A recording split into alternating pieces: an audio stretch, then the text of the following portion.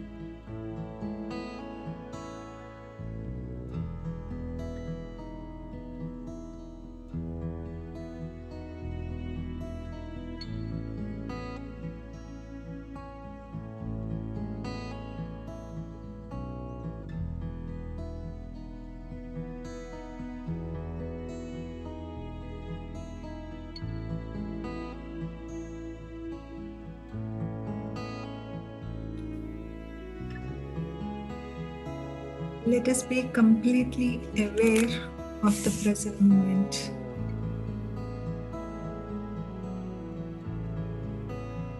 There is only now,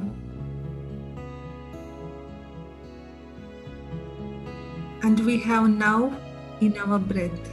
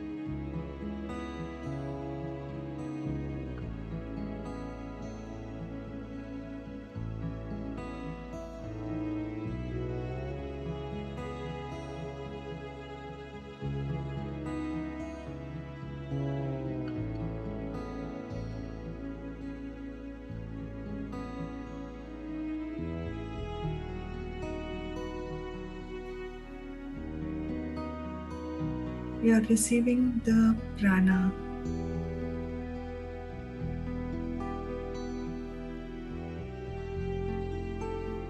As you inhale, you're taking more and more energy. Stay with this breath.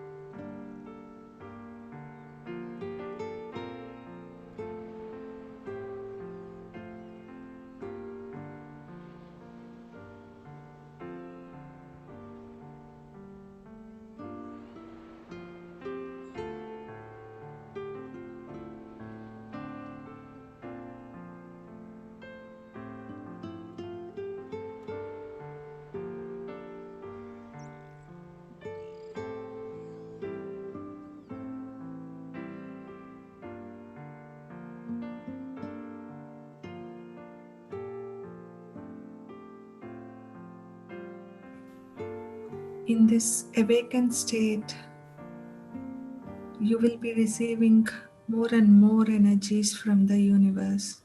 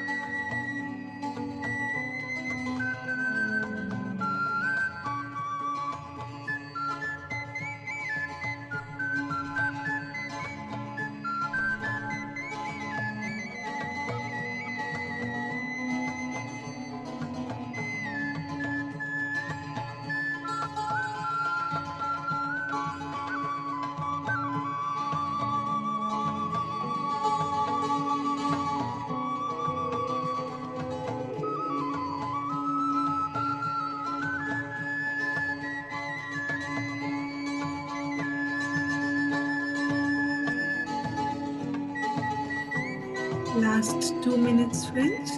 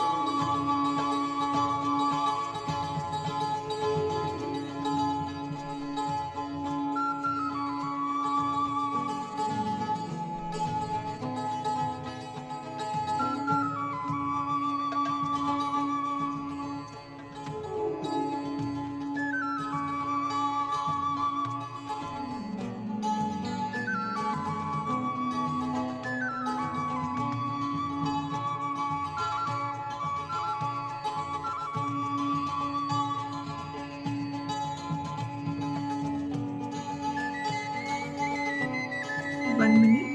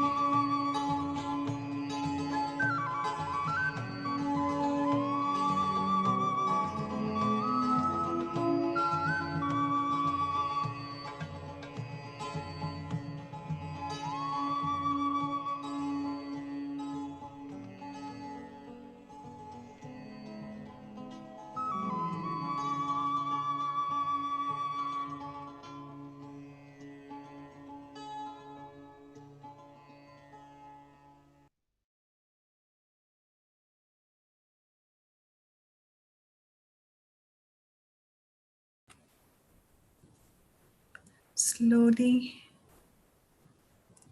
open your eyes, friends. Put your fingers on your eyes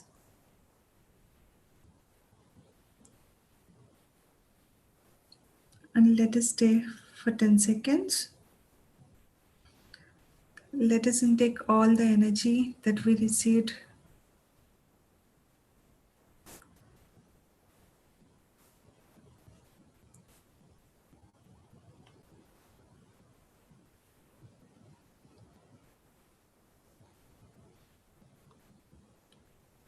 Slowly remove your hands and open your eyes. If you wanted to continue in meditation, please sit silently and close your eyes. And if anyone wants to share, friends, you can unmute yourself and share.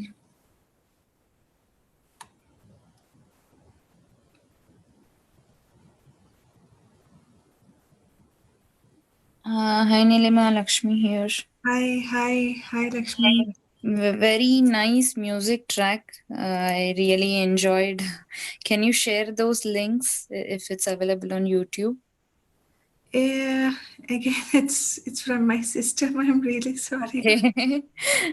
Yeah, Okay.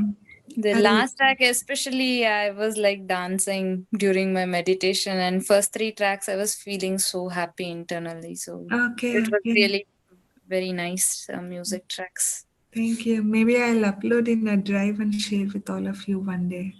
Yeah, thank you so much. Yes, Yes. thank you. Thank you Thank so much, Lakshmi ji. Yeah.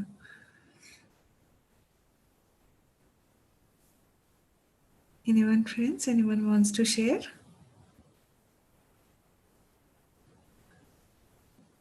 Beautiful meditation, Nilima.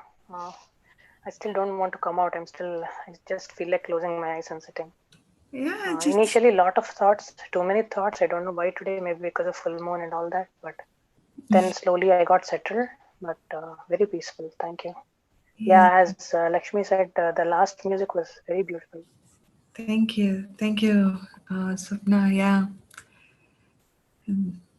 I just like it. So Hmm. yes, thank you. Maybe you can continue just doing meditation now while listening to Madhu's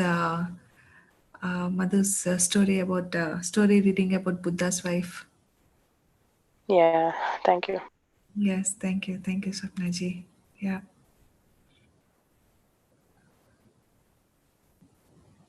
Madhu, I think you can carry ahead. Thank you. Nilma, can you able to hear me? Are you able to Yes, hear me? yes, Yes, yes. perfect. Okay. Yeah, Thank you so much, Nilma. And Sahar is also telling that it's a wonderful meditation. yes, yes. Thank you. Thank you, Sahir. Thank you so much. Thank And you so much, Basmita Nema. ji. Okay. Yes, Wonderful. Great. yeah, So, all great. right. Thanks once again, Nilma. Thank you, Madhu. Thank you. Sorry. So Yeah. I'll again sit in meditation now while All right. listening to your words. Perfect. Yeah. Thanks a lot. Yeah. Thank you. All right, friends. And now let us close our eyes once again.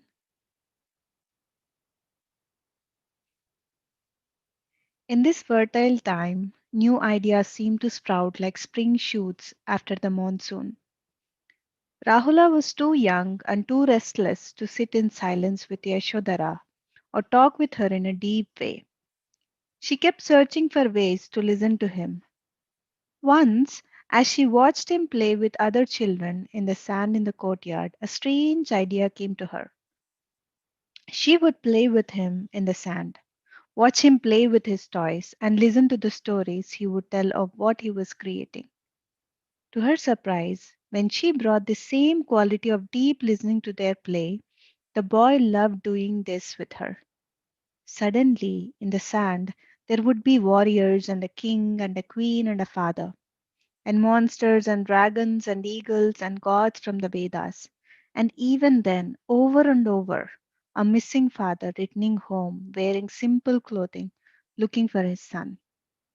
First, the son would turn away in anger. You are not my real father, he would cry. Then he would fight with his father, pushing him away and saying, I hate you. Finally, Yashodhara would play the father. I have come to be with you, to make amends and to bring you the treasure, she would say, and to bring you the gift of what I have learned. Now that you are ready, I am here. Yashodhara was sad, but also flushed with delight to have found a way to watch with her son the crucial people in his life as they moved around under his hands. The boy creating stories full of adventure and honor and anger and cutting off the heads, him flying through the air like his hero Lord Rama, the blue skinned god who ruled over the whole wide world. She had found a shared language between mother and a child, and in it she could listen and be with his suffering. It was being created between mother and son, a right dialogue for the two of them together that she could use to prepare him for Siddhartha's return. And then I began to bring the same practice with others to my relationship with Siddhartha. Yashodhara explained. Up until that time, Vajabati and I had been sitting with actual persons in the external world. But what I am telling you, dear ones, is that I now brought the relationship with Him inside myself. It became internal. I imagined Him sitting with me, and I entered this new practice in this way. My challenge was to see the truth of my relationship with Him, both the early ecstasy and the ongoing joy, and the anger and sorrow as well. I wanted to be clear about that in order to be ready to help my son. I tried to use the same circle practice internally, attuning to what was between us. to where he was with me, to where our relationship truly was in this present moment.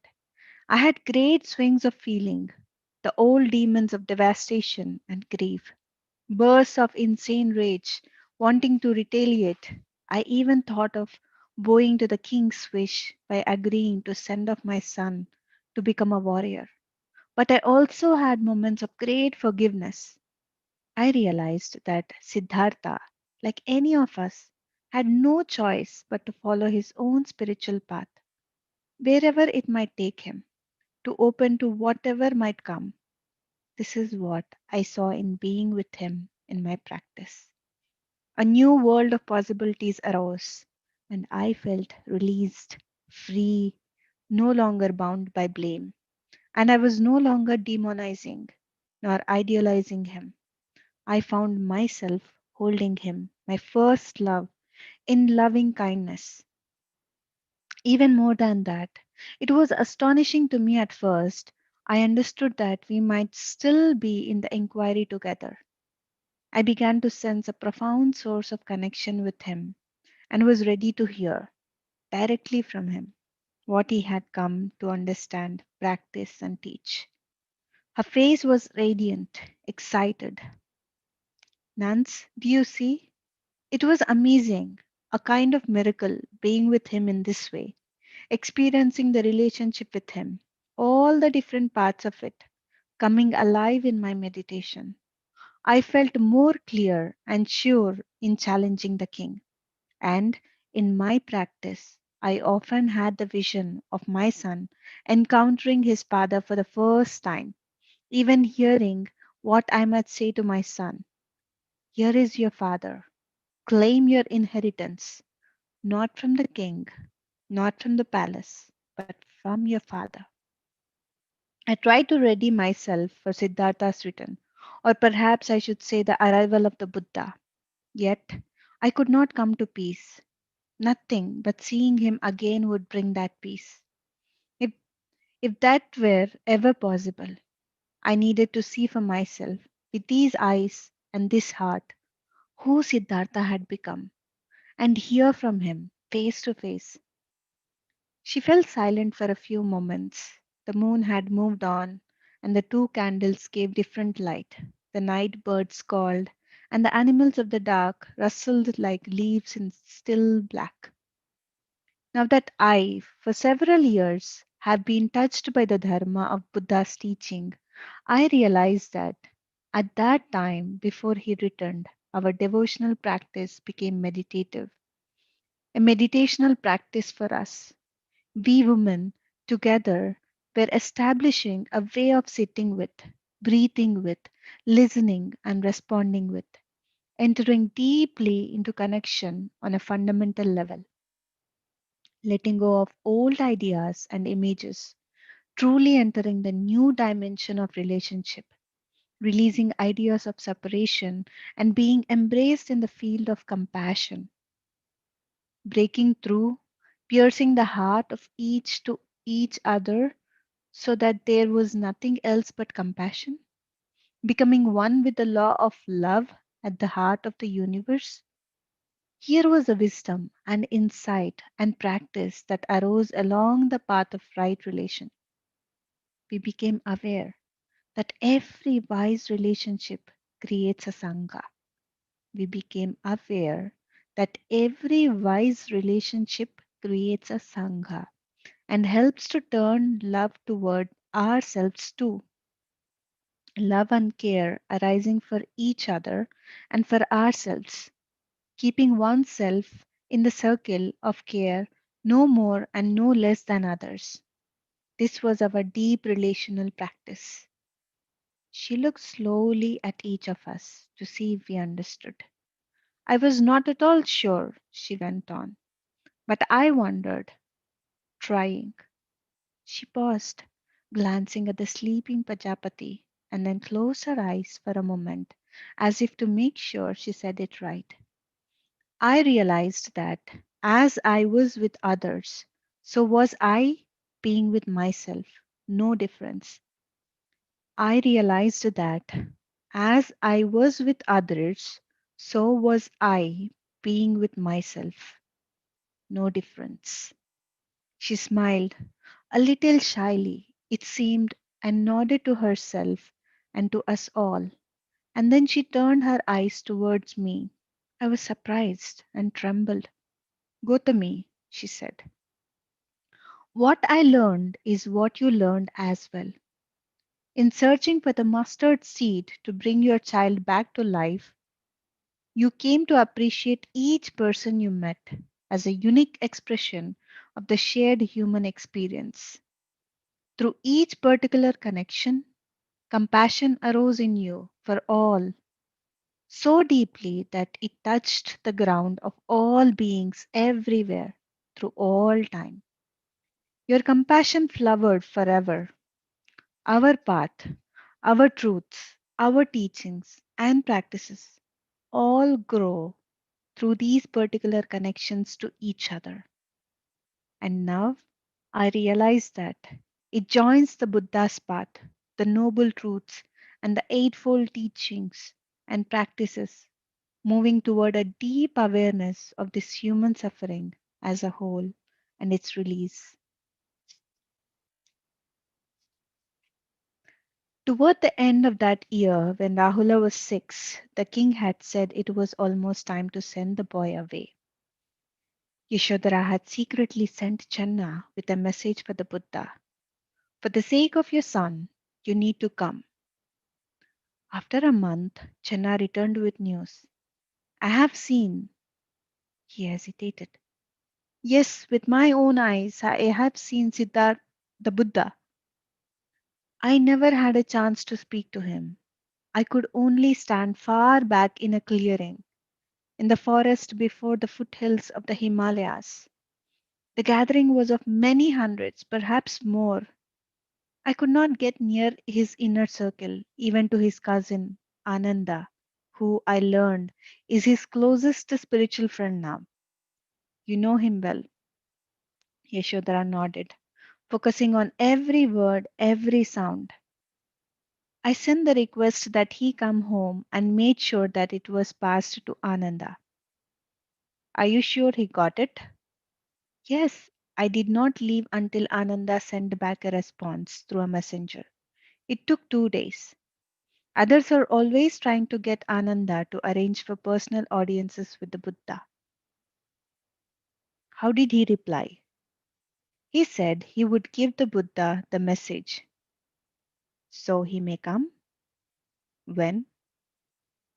All I know is that he is not walking west towards us, directly but farther south on the Ganges plain.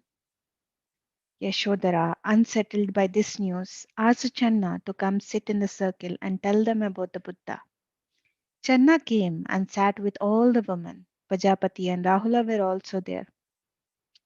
With awe in his voice, Channa said that the Buddha was traveling from one refuge to another, often to the estates and houses of rich followers, teaching the Dharma.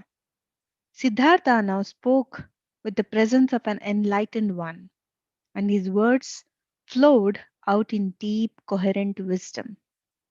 Certain monks were assigned to memorize each talk exactly, 3 monks for every talk, to make sure each word was remembered and to pass it on. The gatherings were growing in number. Many had left their homes to become members of the Sangha, traveling with him. The gatherings were growing to enormous size, over 500, and all castes were welcome, even the untouchables. Women too? Yashodhara asked. No, I mean, I saw no woman. Does he sit on the ground speaking as one in a circle? No, Chenna said. He speaks to the others from a platform raised up above. They are sitting on the ground in many semicircles, listening deeply. If he were on the ground, he would be invisible to almost all of them. The crowd, despite its size, it is orderly and silent, so that the sounds of the breeze and the birds and the insects are loud. He is, he is lofty. Yes, I too felt uplifted and changed in his presence. It was hard to leave, to come home. He has succeeded in his quest, said Pajapati, rejoicing. He has become the enlightened one. We must now put aside the past and prepare a royal welcome. Rahula, your father is now the Buddha. He will be coming home to us. Pajapati looked at Yashodhara. Yashodhara said nothing. Pajapati was startled but waited for her to speak. The silence grew and the space began to vibrate with unease, as if a wall began to arise between Yashodhara and Pajapati, whose profound relationship had held the circle intact, without encumbrance for so long. Rahula hid his face, thrown into confusion. Yashodhara watched him. Then she put her arm around the boy. We all have to think of Rahula now. When the circle had ended, Pajapati came to Yashodhara, who remained silent. That night, Yashodhara spoke to Rahula, who, quiet and overwhelmed, said little. She then spoke to Channa. They sat opposite one another on cushions in her private antechamber. Eye to eye, she continued their dialogue far into the night. How does he look? Beautiful, so beautiful, glowing.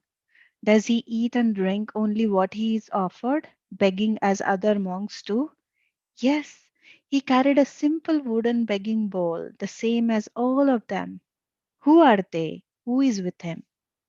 A small inner circle of 4 monks who have been there from the first talk at Sarnath, and then several hundreds who have come to learn and take their vows, and then perhaps thousands of all ages and castes, short and tall, crippled and whole, the faces graced with serenity, joy, and peace, and I must say, not just admiration, but awe.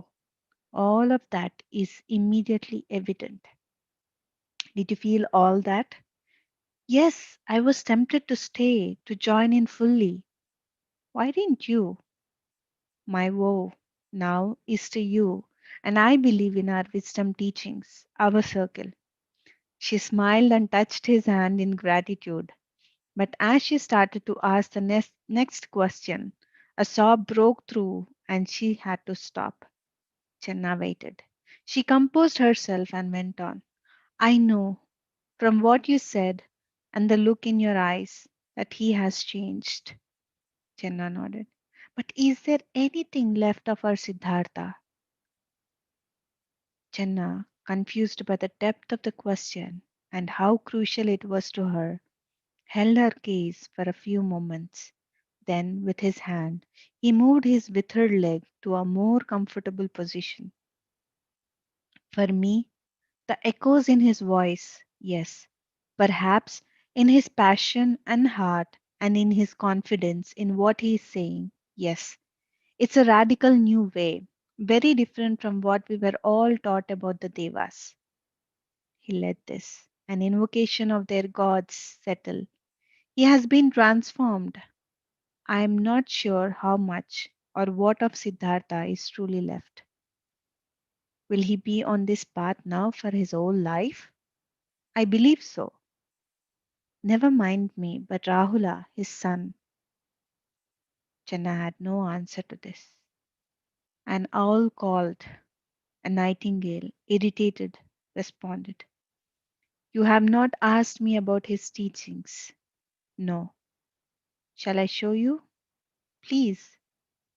He explained the basic teachings of the Anapanasati Sutra, sitting in silence with eyes closed, following the movement of the breath and noticing where it is felt, the length, the warmth, the rhythm, the irregularity, just letting it be exactly as it is. When your attention drifts away from the breath, note what it links to in your mind and then bring it gently back to the breath. This is the mindfulness of breathing, remembering and cultivating this, noticing the turmoil of the mind, which goes on and on incessantly until the turmoil becomes so familiar that it drops away, leaving some peace. I found once or twice that I had a new awareness of the burden of the suffering in the mind and of its release. Let us try this together, Yashodhara said. They sat this way for a long time, and she found her mind grasping and snatching at different things: thoughts, feelings, memories, and expectations. She wished, in a way, that they could just sit with their eyes open and speak from the posture of silence, a shared meditation, as she was used to. After this, they talked, and she realized that Channa had changed too. No longer was he merely the humble servant of a prince. He seemed earnest, ardent about what he had experienced. He had an aura of new learning, purpose, even a touch of wisdom. Sensing all this, she was excited and deeply moved. And he was not only a resource for what Siddhartha, the Buddha, was teaching, but seemed suddenly an equal partner with her. She saw that this was the culmination of what they had endured together all these years. You have become a Kalyana Mitra, a spiritual friend, she said. He seemed somewhat surprised, but knew this to be true. He bowed his head for a moment, moved by her words, and then spoke. The Buddha said several times while I was there, there is no greater thing than a spiritual friend. This is the whole of the holy life.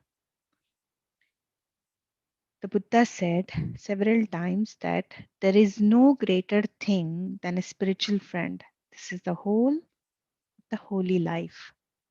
Tears came to her eyes. The first part of what he said,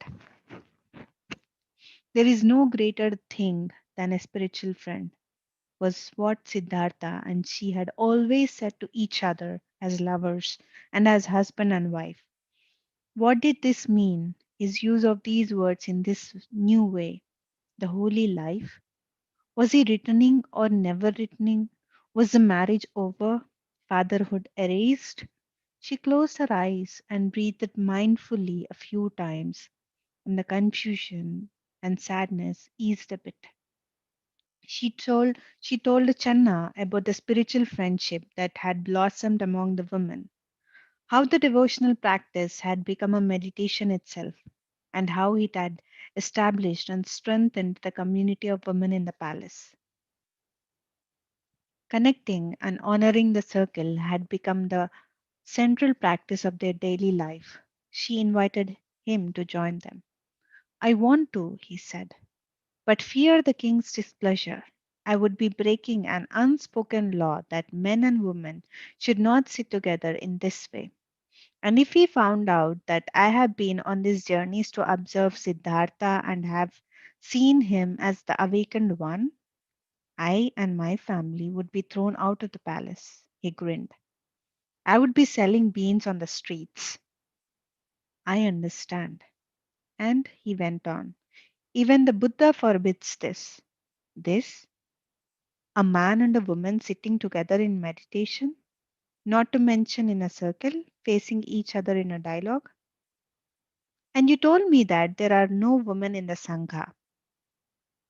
There is a small group following along on the outskirts, but they are not allowed to talk at the talks or included in the Sangha.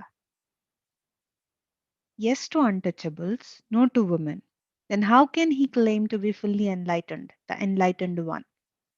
Janna nodded and shook his head to show his agreement with her surprise and her disappointment. Their eyes met and held. He sensed her fear of what this would portend for the future of her relationship with Siddhartha. Pajapati and Yashodhara went to Sudodana. Pajapati told him that indeed Siddhartha had become the Buddha, the jewel, the awakened one, perhaps the most honored holy man in the world. She hoped for his return in a few months and was ready to give him a royal welcome, although Yashodhara was still hesitant about this. The king erupted in rage, angry and scornful.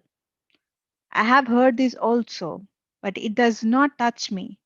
The damage Siddhartha has done, the renunciation of his birthright, his name is unforgivable. I am not convinced of the truth or depth of what he has discovered and is teaching. Every enlightened being I have ever met was fraudulent. Knowing my son, I see no reason why he should be different. His bitterness filled the air. Siddhartha, the Buddha, if he is, he has nothing to do with this real world, not with me or us here.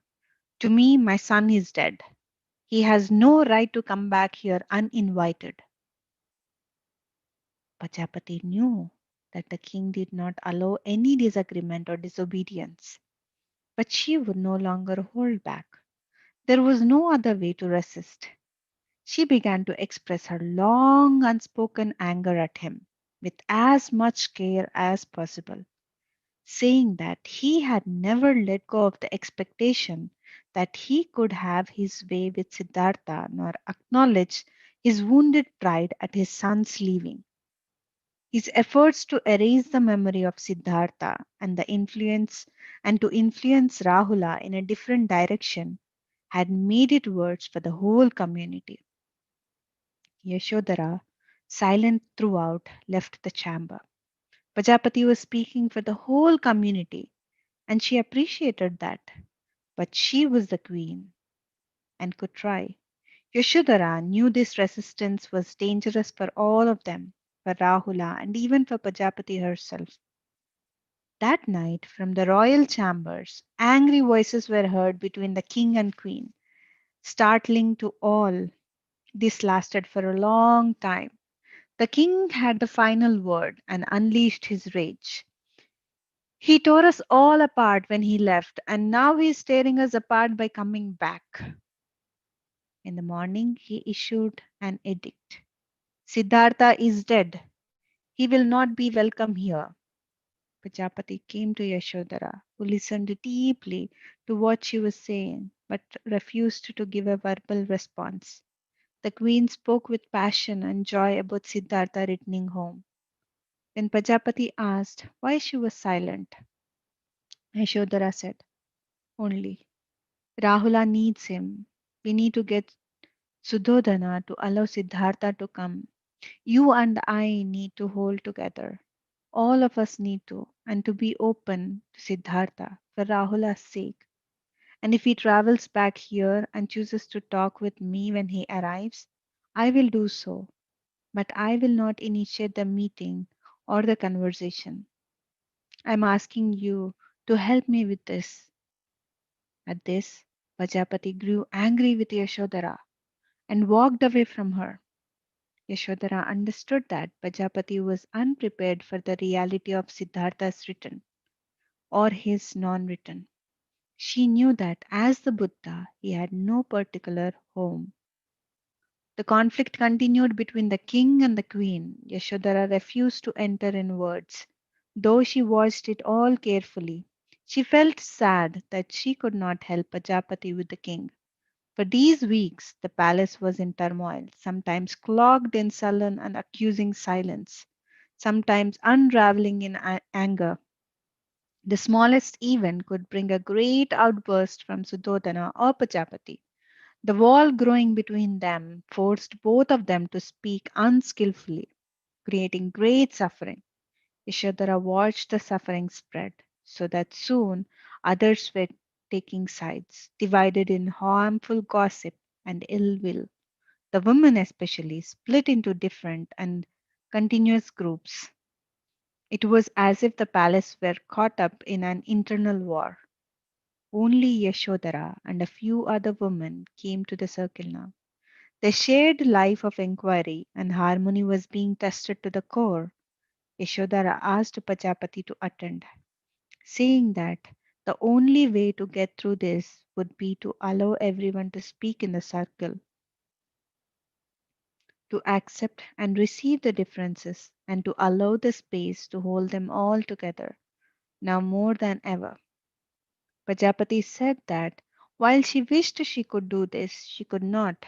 There was now too much unrestrained anger in her and in so many of the others. The break between the king and the queen became even more painful and divisive. The harmony within the palace community was gone. The king issued an edict that he would send Rahula away to become a warrior before Siddhartha arrived. I won't allow him to be influenced by his miserable father. I will send him away as soon as I can arrange it. Finally, Yashodhara went to the king and, and said she wanted to listen to his grief. Grief? I told you, my son is dead to me. Yashodhara heard this deeply and sat with her eyes closed, mindfully breathing for a long time. With the tears in her eyes, but her voice strong, she said, "And yet you have never wept over him." The king fell silent. Still angry, he said, "Leave now and say goodbye to your son. He will be gone tomorrow." "Tomorrow I will stop speaking and eating and drinking, and you will have my death on your hands." The king sent her away. That night was torment for him. Pajapati was sleeping by herself and refusing to talk to him, and Yashodhara's words had pierced him. There was no relief. In the morning, he was told that all the other women, including Pajapati, had decided to join Yashodhara's fast, withdrawal, and silence. The servant delivered the message to him. "They will stop speaking, eating, and drinking, and you will have their deaths on your hands." Another lonely night passed. At dawn, he called Yashodhara to him. "I cannot bear this. What is to be done? Come and sit with us in our circle." A king joining the women, sitting with servants, women who care for you and respect you and will listen deeply to anything you say for as long as you want. How can that help? It has helped me and Pajapati and your grandson and many others. She rose to leave. "I cannot talk with you about this again unless it's in the circle, and we won't eat or drink from this moment forth unless you allow your son to return and let my son meet his father. Suffering alone in isolation spreads more suffering around. Suffering with others, with caring others who have been through their own suffering and will listen, offers peace. Being with suffering brings peace to all. Suffering alone in isolation spreads more suffering around. Suffering with others, with caring others who have been through their own suffering and will listen, offers peace. Being with suffering brings peace to all." She stood there and he met her gaze. "Please, I beg you, join us. At least respect the suffering spreading like ripples around you." The first day after the king threatened to send Rahula away passed with the boy still there. The women resumed taking waters and juices. The second day, Rahula announced in the circle that the king had called for him and asked if he wanted to become a warrior or to stay to meet his father. "Grandpa, I will do my duty to you." The woman listened but said nothing. And the next day, Rahula was still there. They began to eat again. Finally, after a week, the king asked Yashodhara to meet with him alone in the circle group. They sat quietly, staring, staring at the empty cushions. The king felt even more alone, and then he began to feel strangely in touch with the absent ones. Sitting next to Yashodhara, remembering how devastated by anger and grief she had been, and how those around, in what she and Pajapati had called a sacred circle, had saved her, touched his grief and his own deep sorrow.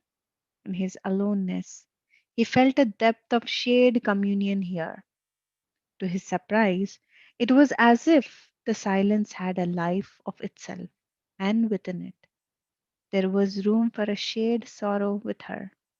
She, whom he had always loved as his precious son's wife and then his grandson's mother, He was startled when he spoke at how close to tears he was. I, the king stopped. He choked on the words, so unlike him. I will not impose my will on my grandson. He must find his own way. I release him from his duty. The king paused, struggled to gain control, and failing, finally he lashed out, saying, "But I can never forgive my son." Yashodhara called the others into the circle with him and called Channa too. Vajapati still refused. As the woman sat down on the cushions and the circle resumed, Yashodhara wondered whether the king would leave. He sat there until the circle was filled, but for one empty seat. This was the seat that they had been leaving for Pajapati. When the king realized that the empty seat was hers, he left. Yashodhara told the woman what he had said. Silence. The shifting and the flow of feeling were palpable.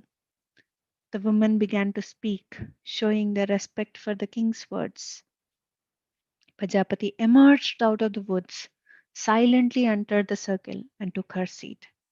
Yashodhara bowed, but no one knew how to begin to heal the break in the circle. Searching for a path, Yashodhara suggested that they create a ritual of restoration, of facing the conflict and suffering in a new way. First, she asked everyone, including Pajapati, to meditate and hold the intention to heal. Then she offered to have two of the women, the elders, sit close to them, one next to Yashodhara and the other next to Pajapati, and speak their understanding and perspective of their rupture between them. When both Yashodhara and Pajapati felt heard and understood, each of the other women around the circle spoke their wish to find a way to reconcile, offering suggestions and speaking to the necessity of healing in the circle. The broken threads of the circle were carefully and wisely woven, giving birth to a surprising new patterns. Finally, Yashodhara and Pajapati spoke to each other, offering understanding and apology and forgiveness, not only of each other but of themselves. There emerged then a long and magnificent silence. One seat where the king had sat was still empty. All of them could not help but think of Siddhartha. This was to become the practice, to leave an empty seat open, to leave room for other voices not yet spoken or heard. Now that the threat to the circle had been honestly met, the fracture of the community mended, and the circle felt rich and joyful again, somehow containing an even stronger commitment to peace, healing stronger for the break.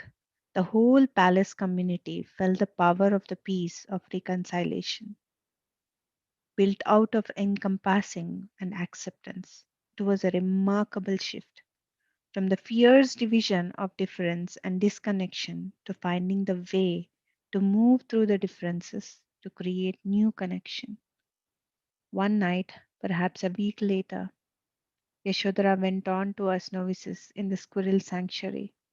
I found myself wondering whether the peace and happiness we touched in the circle that day was what Siddhartha was describing as he walked the land. A deep peace and the cessation of suffering, of the third noble truth. Her eyes brightened with excitement. And listen to this. She shook her head in amazement at what she was about to tell us.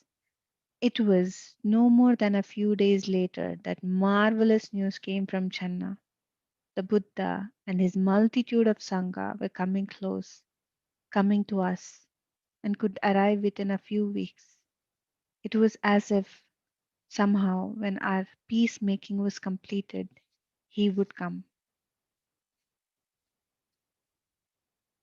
That's all for today, friends. I hope you all have enjoyed If there is anything that anyone wants to share, please go ahead and unmute yourself.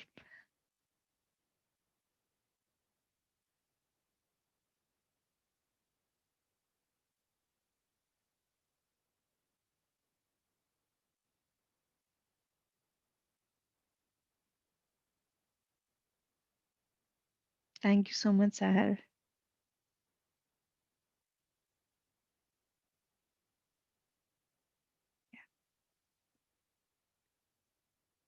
All right. Nice. I see that everybody are still there in that mood. Okay. So friends, before everyone leaves, tomorrow morning at 8 a.m. Germany time, which is at 12:30 p.m. India time, we will be having a wonderful session by Master Akash from India. He'll be speaking about the art and science of chakras from ancient traditions. So it will be an interesting subject. So if you are available, and for the ones who are living in US, if you're not yet if you're not sleeping at that time, if you're somehow you're awake, you please attend this session. Maybe if you have any questions, you can directly put to Akash listening to the session. Yeah. So till we see each other. It's a much awaited topic, Madhu. Yes. It's so Archana, much yeah. awaited. The sorry, I was not able to talk because my daughter is having her class. So Okay. I was saying the this class like which Akash sir is going to take Yes. is Yes. very much awaited because I have so many like questions, not exactly questions, but things are really not clear when it comes to chakras. Mm-hmm. So yeah, looking forward to it. Yes, it But is. Mm-hmm. that'll be like too late in the night, so I'll not be able to attend. Mm-hmm. But of course, I'll go through the video. Yeah. Yeah. Hopefully, it'll be Perfect. clear. Perfect. Thank you. Perfect. Perfect. Thank you, See you Archana. then. Yeah. See you tomorrow. See Bye you bye. tomorrow. See you at the same time once again. Yep. Bye bye. Yeah. Bye bye. So thank you, Thank Sridu. you all. Thank you. Thank you, Swapna. Yeah. Thank you, Lakshmi. Thank you, Balaji. See you all. Namaste to all.